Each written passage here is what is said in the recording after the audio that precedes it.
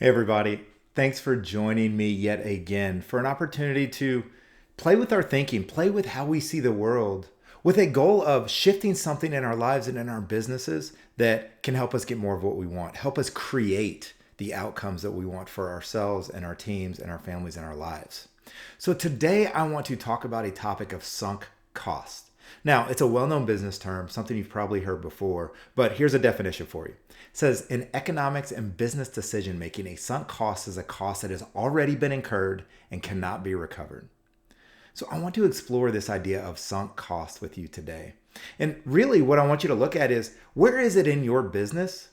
Are you so tied, so attached to a sunk cost, a cost that you've already incurred? Could be money, could be time, could be energy, that maybe you're unwilling, you're hesitant, or completely resistant to the idea of shifting in a different direction, of going a different route, of looking at it a different way. So, as you're thinking about that, let me introduce myself to those of you watching for the first time.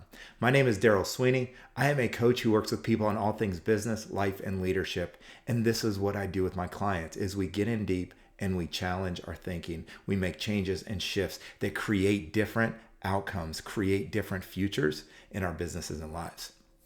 So today, as we explore sunk cost, I want to read you something that I read recently and came across the transcript of it in a blog by Jason Zweig. Now, Jason is a journalist. He's a personal finance columnist for the Wall Street Journal, and he's an author of Your Money in Your Brain.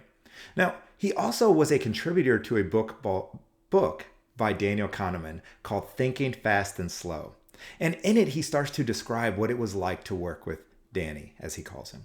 And he wrote this: but nothing amazed me more about Danny than his ability to detonate what we had just done. Anyone who has ever collaborated with him tells a version of this story. You go to sleep feeling that Danny and you had done important and incontestably good work that day. You wake up at a normal human hour, grab breakfast, and open your email. To your consternation, you see a string of emails from Danny beginning around 2:30 a.m. The subject lines commence in worry, turn darker, and end around 5 a.m. in a barrage of panic and despair.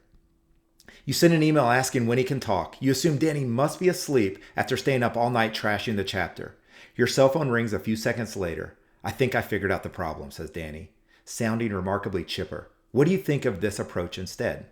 The next thing you know, he sends a version so utterly transformed that it's unrecognizable. It begins differently. It ends differently. It incorporates anecdotes and evidence you never would have thought of. It draws on research that you've never heard of. If the earlier version was close to gold, this one is hewn out of something like diamond. The raw materials have all changed, but the same ideas are somehow illuminated with a sharper shift of brilliance. The first time this happened, I was thunderstruck. How did he do that? How could anybody do that? When I asked Danny how he could start again as if we had never written an earlier draft, he said the words I've never forgotten.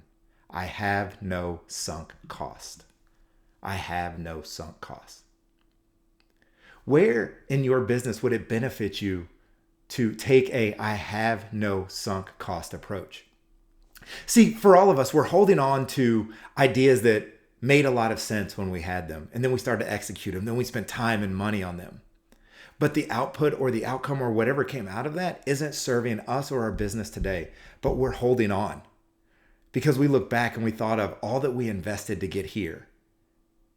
Right? And because we're so attached to the past, because our thinking is so wrapped up in all that it took to get here, we're unwilling or unable to see that this decision no longer makes sense. And I think that's the challenge as leaders, as business owners, as humans, is to show up in the moment. What is the right decision for us right now in this moment?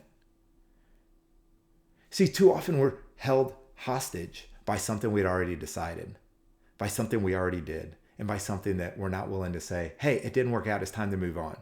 Let me reap what came out of it. Let me learn from it. Let me see how it's changed my thinking, how it's changed the way I see the world or see this opportunity, how it's changed the way I see this person, and make the best decision I can in this moment on how to move forward. So that's the challenge. I invite you all to take a look at your businesses and say, where am I holding on to something because I'm too attached to the sunk cost? I'm too attached to the work that I've already put in, the time, the energy, the money, the resources I've already put in, that I can't yet see the paths that are available to me if I take I have no sunk cost approach. Play with that. Let me know what you come up with. Until next time, Daryl Sweeney, looking forward to talking to you soon.